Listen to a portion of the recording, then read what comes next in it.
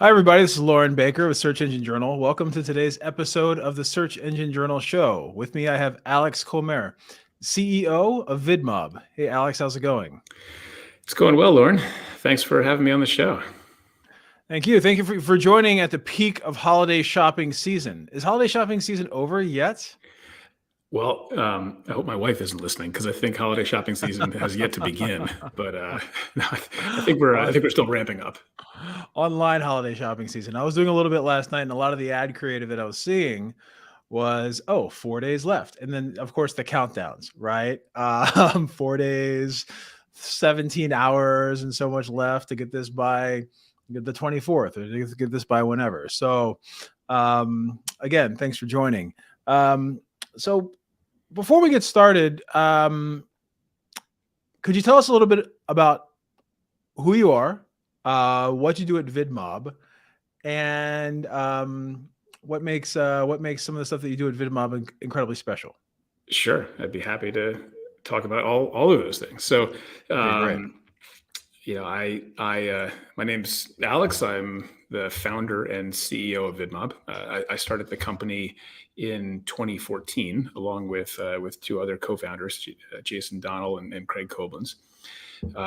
And in the beginning, our thinking was really just that we were about to transition from an internet that was fairly easy to communicate on because we used text and images, which are really easy to work with, to more difficult media types.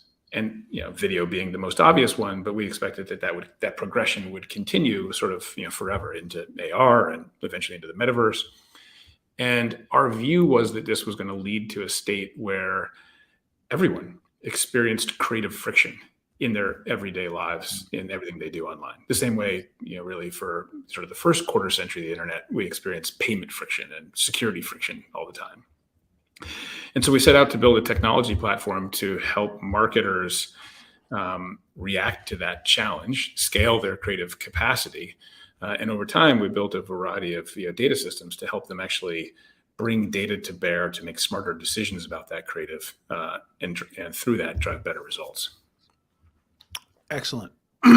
And just for our listeners, so I've found, first of all, you just said the quarter century of the internet. I just felt so old when you said that. And it has been, which actually much more than a quarter of a century. So that's crazy.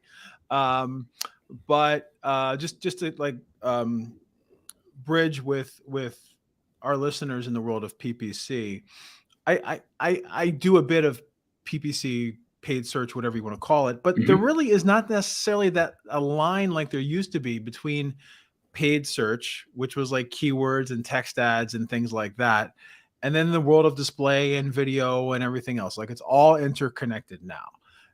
But with paid search, typical, like, hey, the first 4 listings in a Google result, typically you're talking about things like ad copy, and you have the ability to control some things, and there's some creative elements to it.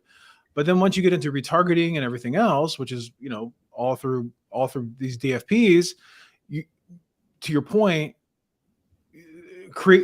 there's so many different formats there. When I used to do media buying, it was like the 428 banner, maybe a couple rectangles, things like that. It was very predictable, hardly got any clicks, and it wasn't about the impression that you give someone at the end of the day. It was about trying to get the click to go to the site and everything else. Now everything is so intertwined, it has to be quite a chore for a creative team to be able to fill in all of the blanks and then to utilize that data to then alter or refresh or make those adaptations to the creative itself, whether it's email, video, whatever it may be. And it sounds like, I think you used the word scale earlier. You've been able to do quite a bit of that. Yeah, I mean, so we've scaled as a business, and we can talk about that. But it's also about sort of scale of like data processing. What we do is something that really wouldn't have been possible even sort of 5 or 6 years ago. So if we sort of think about it, I mean, I think in a lot of ways, like the roots of what creative intelligence is, in some ways, kind of come from the early PPC and SEO days, where it was relatively easy to look at a series of search terms, look at the results against those, and make very clear decisions about which were the most important and which were least. You could do that with your eyes in a spreadsheet. Right.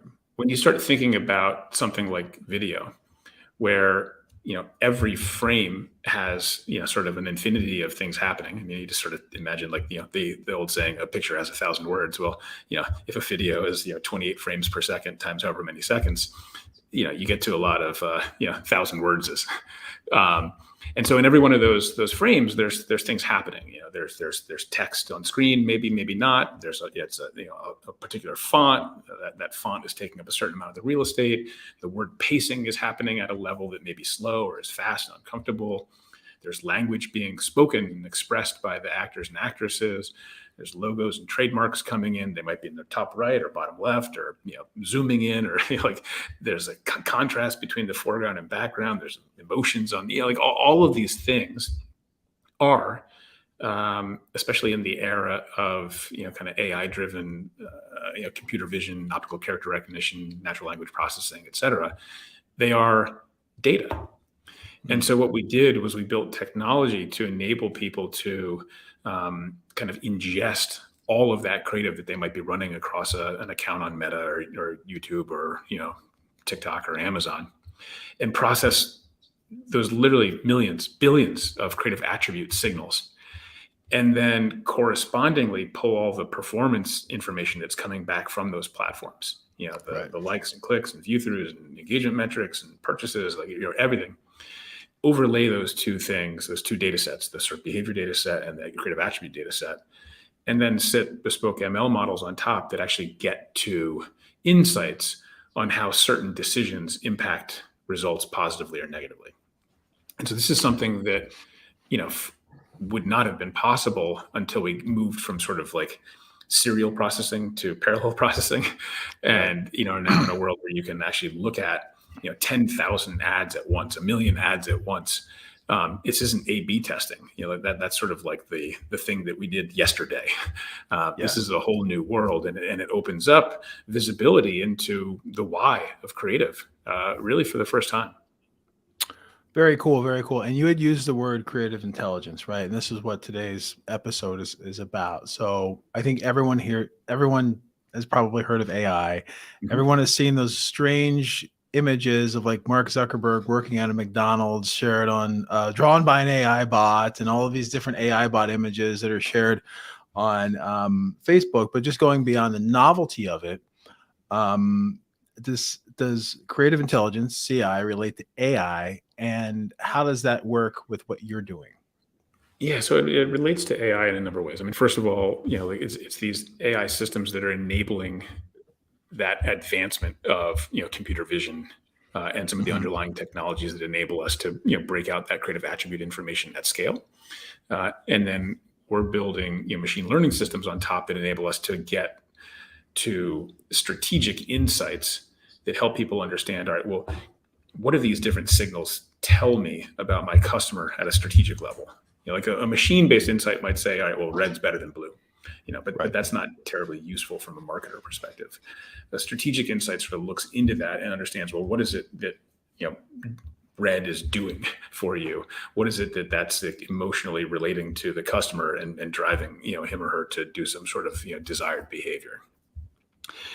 And so ultimately what we're doing is collecting and utilizing these technologies in new ways, and that gets us to creative intelligence, right? So this is like data. But one of the things that we sort of often talk about with our clients is that data alone, the creative intelligence, is actually not useful in its own right. Okay. But if you flip it and it becomes intelligent creative, you now take that insight and act on it and make now new data-informed creative that goes into market. That's all of a sudden now how you drive a better business outcome. And so the data itself, it's interesting, it's a curiosity. But if you can construct an agile system that enables you to respond to that data with near immediate creative based on that data, then what we see is so many of our marketers are able to actually move from a world today where they only optimize their media. They continuously play with, their audience segmentation, their targeting parameters, how they budget across different channels. And that's kind of how, most of, marketers approach digital marketing today. But Google says that creative is 70% responsible for results. That's something that they've publicly stated. Facebook uses a similar number, albeit a little lower. It's kind of insane that as an industry, we would all entirely focus on the 30% and leave the 70% untouched. And so what we're doing in sort of constructing this our software platform to enable intelligent creative is giving people data that they can react to in real time, and a software platform that enables them to be very agile in their creative, so they can get optimized creative into market, and in doing so, dramatically improve the results they're seeing from their campaigns. How programmatic, like how fast does the creative change based upon response and positive KPI metrics that are hit on campaigns? Like if I start a campaign with X, and then over the course of the day, you see that this logo over here, or the text being utilized here, or this kind of zooming in and zooming out is getting more response, or people are watching the video longer, does that change? Like, how does that work? Is it changing almost instantly? Is it depending upon the settings? Like how would that work with VidMob? Yeah, so we do have we bought a creative automation platform last November called Chili Gum, and so that enables us to sort of automate certain responses. Mm-hmm. And this is a key thing. Like a big part of VidMob's technology is about sort of integrating human decision making and data. Because if you sort of get to just sort of pure data-driven response, it's an algorithmic response, you get to a world near instantly where all ads look exactly the same. And that ultimately isn't good. If you give that same product to Burger King, Wendy's, and McDonald's, no matter how perfectly it does its job, it fundamentally can't be useful for any of them. Right. And so what we do is we sort of pair these two and create data that a human can use to respond to, that a human can use to get to those strategic insights that are brand specific and unique, and then drive new creative from there. And so typically, it might be a day or two to get to new creative based on those insights, which ultimately is plenty of time. If you have a sort of an always on campaign, it really doesn't matter whether you're responding instantaneously or tomorrow. They're both instantaneously from a marketer perspective. Got you. And in terms of like instantaneous decision or decision making there, like one thing that you said that kind of really got my attention is everyone starts doing the same thing. So the first thing that came into mind was like the Volkswagen Beetle ads in the late 60s, early 70s, which was just like completely different, made fun of itself. I think they just totally changed. Car ads as they were, because everything beforehand was just like the features of the car, or like a happy family, or someone like standing in front of a car. And at the same time, Apple kind of copied the Volkswagen things, right? So the Apple copied that as well. You didn't necessarily see a phone commercial with phones of different colors spinning around in circles to like "She's a Rainbow" by the Stones, right? That was like Apple basically took the whole Volkswagen thing. So point being is that by utilizing that data, can that sync up with the traditional creativity of originality that's out there? So you're seeing this is working. Let's try something original here. Let's try something original that hasn't been done before. Introduce it to the group. Because another thing too, and the reason why I bring it up is I've recently got introduced to Reels, addicted to Reels actually. My kid, despite everything that I've done to not have him watch Reels all the time, also watches Reels all the time on Instagram. And obviously the Reels are targeted towards your behavior, your user behavior, what you like, what you don't like, what you're commenting on, what you watch the most, things like that. And then a lot of the ads for the Reels look like the Reels themselves. So as you're going through the Reels, you're actually seeing either real influencers or produced material that's very similar or humorous, like everything else that the person may be scrolling through. So how useful is that from an originality standpoint in terms of implementing that data? and sticking out because I know you're getting into CTV quite a bit, and video is very important, but at the end of the day, there's so much more competition out there than there used to be, especially with things like Reels, TikTok, et cetera, YouTube Shorts. Yeah, and I mean, listen, I think that ultimately these are tools to get to the right level of originality for a brand. Some may want to be seen as, completely, out of step with market, totally original. Others may want to just kind of tuck in. And I think what we sort of see time and again is that, we think we're all original. And yet, Right. the ways we're creating, the decisions we're making are influenced by all the things that we're seeing around us and the books we're reading and the stuff we're watching, and like that everything is sort of derivative of something. And so one of the things that the creative intelligence can do is actually help people get a reality check on how original, how unique that creative actually is vis-a-vis the myriad of things that are actually in market today. And it's sort of a tool to help people kind of monitor culture, to understand how trends are progressing, and to understand when the moment is past. And if you're now trying to sort of follow something, you're just going to be seen as kind of behind the times and late. And so ultimately, we're sort of providing a tool that then the creative mind, the creative genius can decide whether he or she wants to make that creative decision, but do so with knowledge that she didn't have before. And so, ultimately what we're sort of seeing is that, the most creative people are actually really hungry for that information. These are people, who have, read, about, art history and have, sort of they dove into the craft and they want information that can make them better. And a lot of times I think it's like very tactical changes can have enormous impact on results. So if you think about sort of what, typical, like a creative agency is going to do, and they're going to come up with sort of a meta strategy for a brand, they're going to come up with a particular, story that you're trying to convey, all of that work that we sort of associate with, like Don Draper and crew and Mad Men. That gets you to, sort of Coke and a smile or some, incredible piece of creative. But it may be that at the very end, if that person drinking the Coke is 1 foot from the screen or 4 feet from the screen, it's the exact same story, exact same message, exact same song, everything. All of a sudden, it's an 80% difference in how people respond. and so, like what we sort of see is that, like, these things together, sort of message and tactical implementation, actually get you to a far more results-driven, end place. Speaking of data and results. There's been a lot of changes in Apple on the privacy side. Safari got rid of cookies about almost 2 years ago now. Google's been talking about going cookieless in the Chrome browser forever, and they keep on pushing back the date, which I'm very happy about. How important is all of this when it comes to data privacy?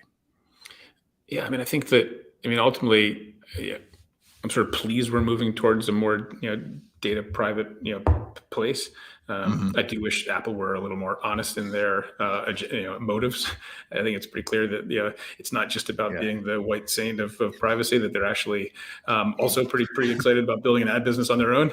Yeah. But all that aside, what we've sort of seen is that, and again, it kind of goes back to what people have been focused on, right? Like the entire ad tech industry, the sort of 10,000 companies in the Lumascape are almost entirely all focused on the media side. And all of that lost effectiveness in the wake of ATT. And so what we're seeing, is that our clients are coming to us and saying, hey, I lost 30%, I lost 20%, I lost 40% of my effectiveness as a result of these changes on certain channels. As far as I can tell, the only way to get it back is through getting my creative to work harder. My creative has to be smarter. How do we use data to make our creative, be more responsible for performance? And so I think ultimately it's kind of, sort of like a seesaw on a kid's playground. Like, as the media side loses effectiveness, the creative side has to take over more of the responsibility. Got you.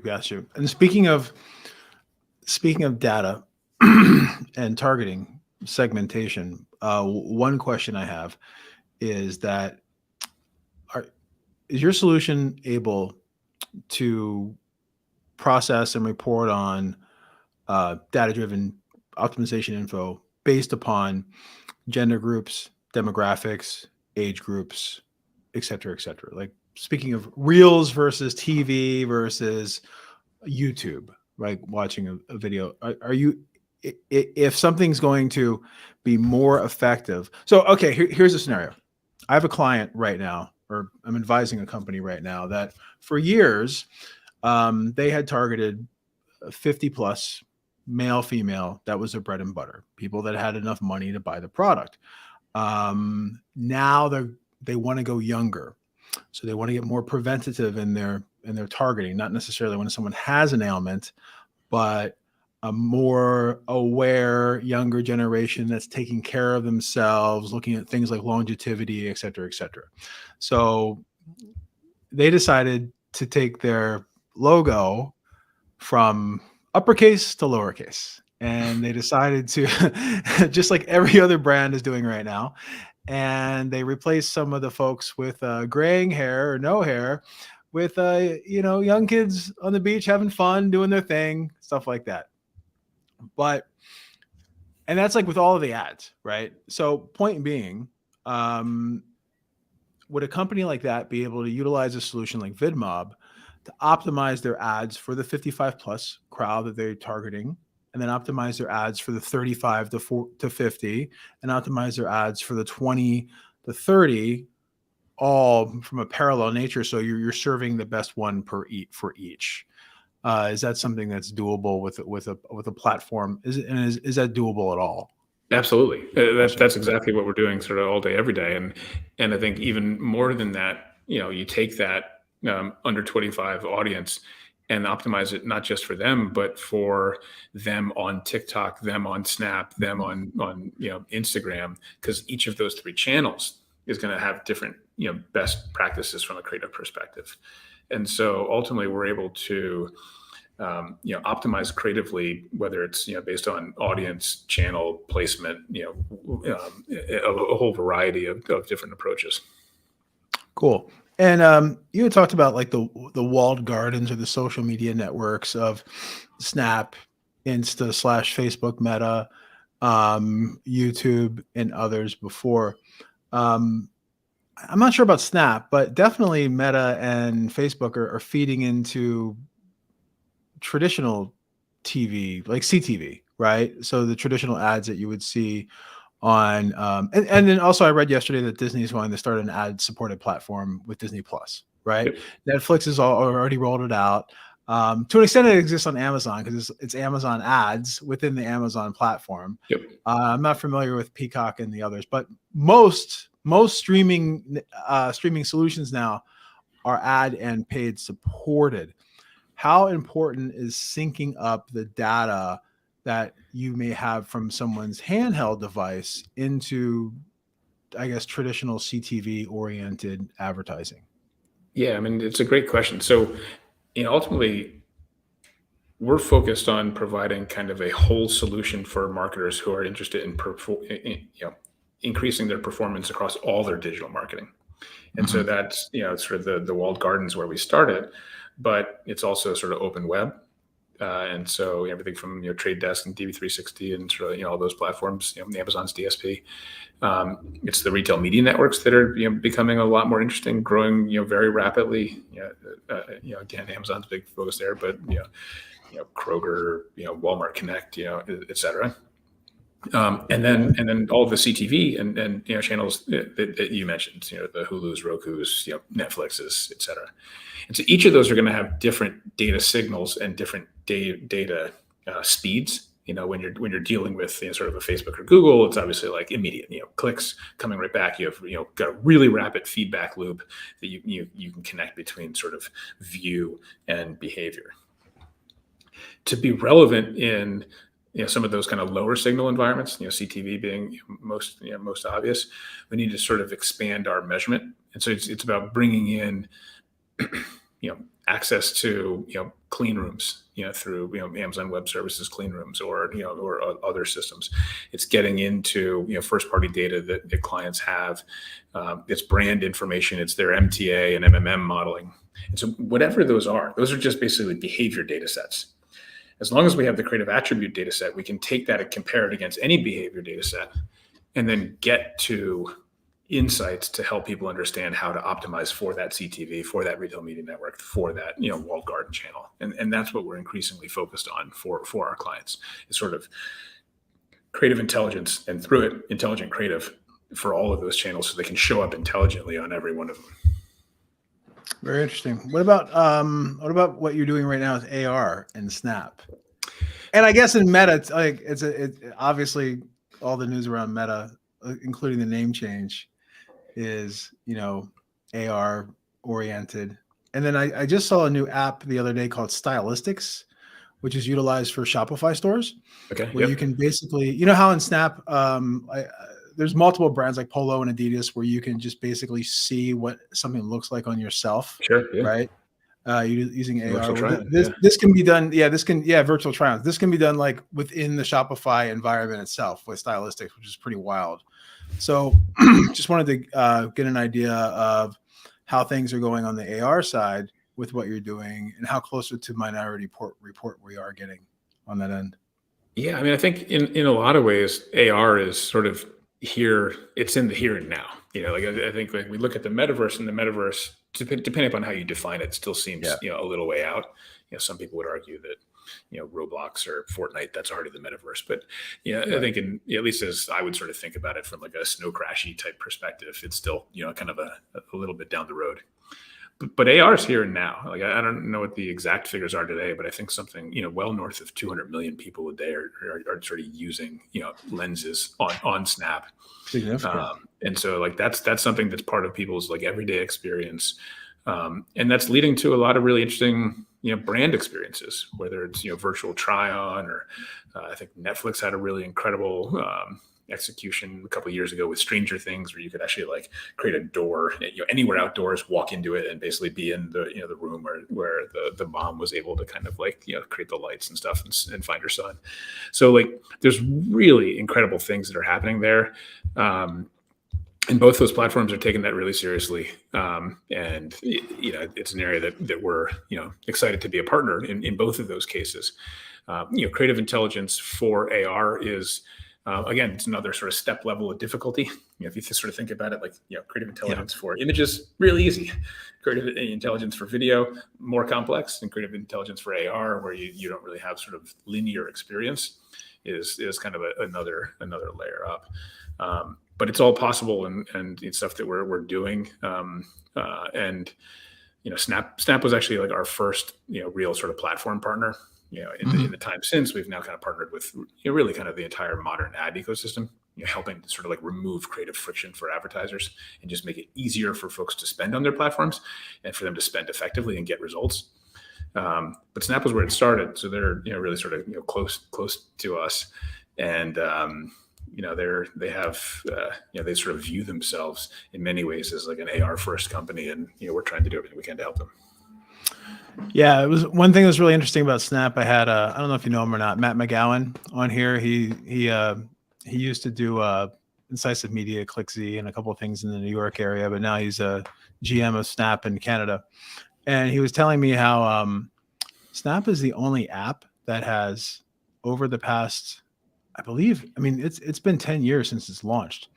It's the only app that's maintained its status of being a top app amongst the I think 18 to 25-year-old group, which is pretty amazing if you think about it, because there's been so many things that have come and gone over that time period. And another thing you brought up is we're not a social media network first. We're a camera first. We're a camera app, right? Which kind of blows you away, because it's like it's all about positioning on that end. And like, yeah, that makes sense. That makes complete sense to me. It's a camera first, and that's how things work there. I think Snap's a really interesting company. It's I think often kind of overlooked, by folks our age. But at the end of the day, like I don't think people really understand necessarily what Snap is. Like Snap in a lot of ways is sort of first and foremost a chat platform. And it's a chat platform that an awful lot of people spend a large amount of time in every single day. And I think that they have, demonstrated a real kind of, multi-year, like kind of like sustained care for, customer well-being, and really trying to define an experience that actually like leads to kind of positive, happy engagements and sort of, the well-being of the individual. And I give them huge props for that. I think it's probably come at the cost of some revenue in certain quarters, but they're focused on what what they think is sort of the long term right thing to do, and I think they deserve credit for it. So I'm kind of a long term bull on Snap, and I think it's a lot more interesting than a lot of people think.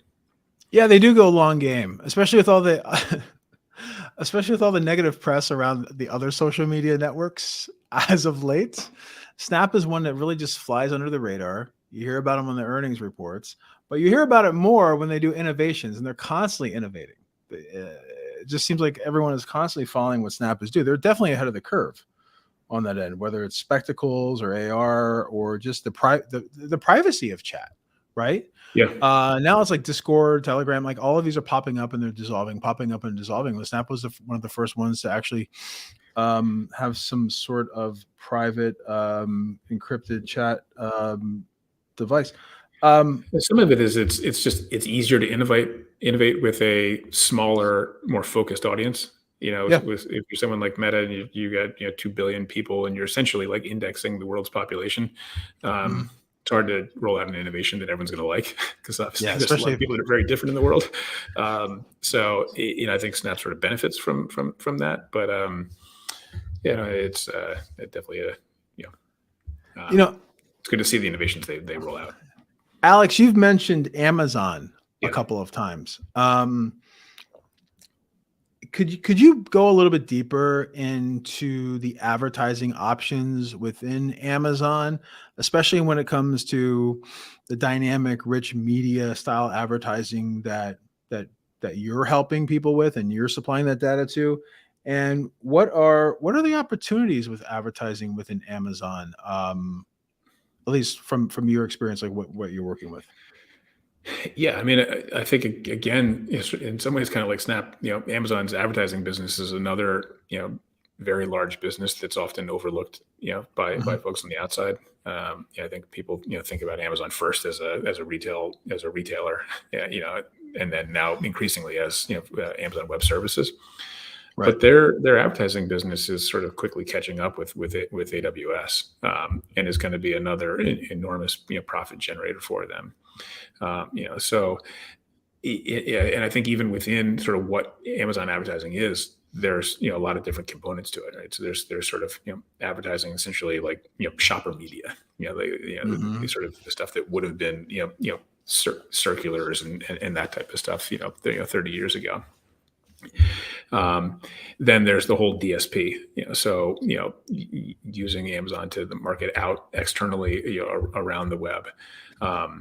And then within their platform, they're rolling out exciting new formats. There's sort of branded video display. Like as you're scrolling down a feed of search results, there's now increasingly like videos of products in there that are really well targeted and very effective. And then within every page, every PDP itself, all of that. I mean, just imagine how much content there is. If you search for, whatever, pick any product like a new box fan. Yeah, it's like an infinite scroll down of content, reviews, supporting how-to videos, customer testimonials, etc. If you think about it, like all of that is creative. It is, right? I mean, like where things have been placed, what words are in those, those reviews, what types of videos are there showing you how to, plug in the fan and use it. Like every bit of that is creative.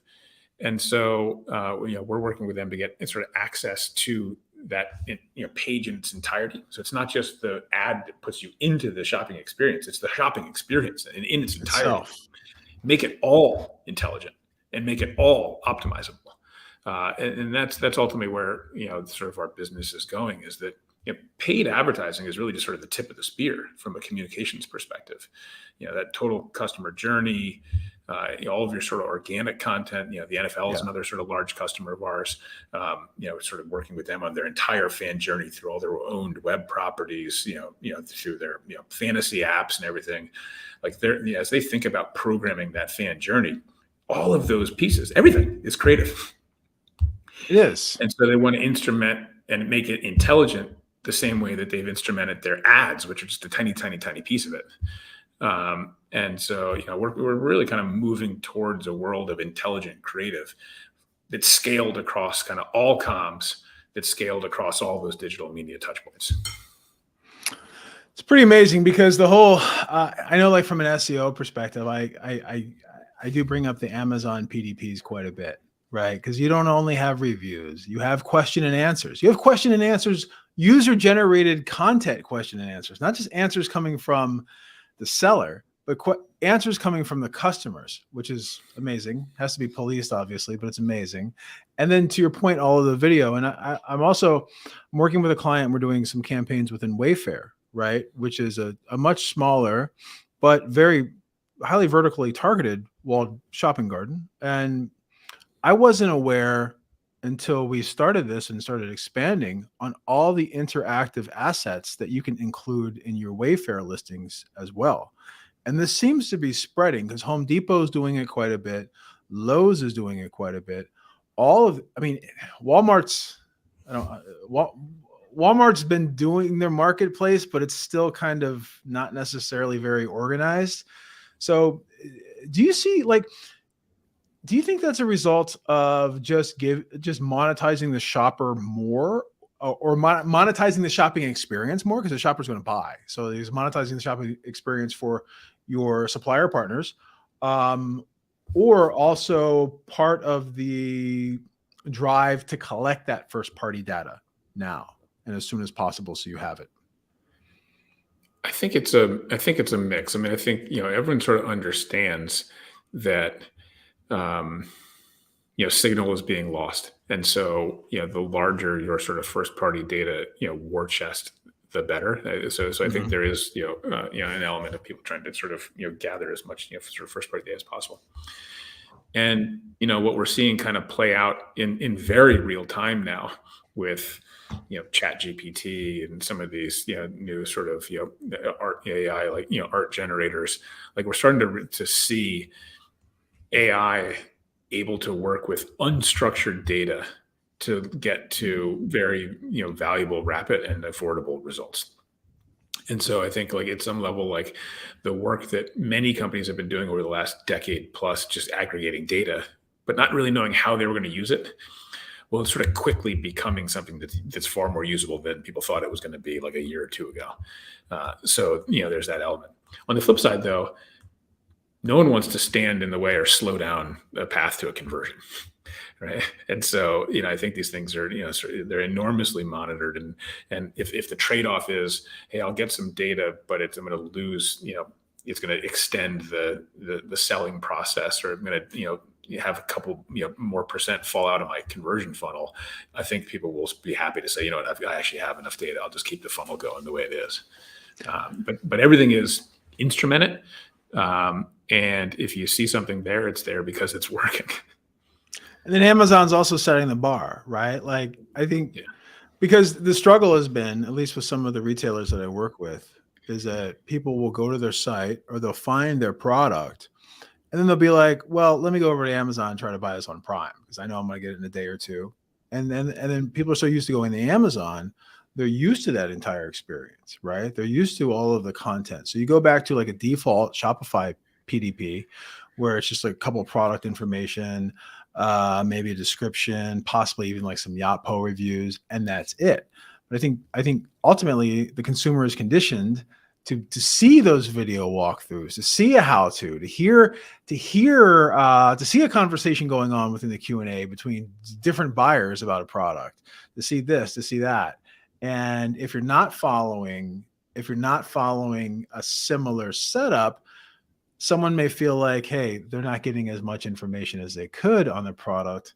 Go over to Amazon, which is their comfort zone, and make a purchase there, and they get all the benefits of Prime anyway. It's comfortable, and you can't discount the value of trust, right? Yeah.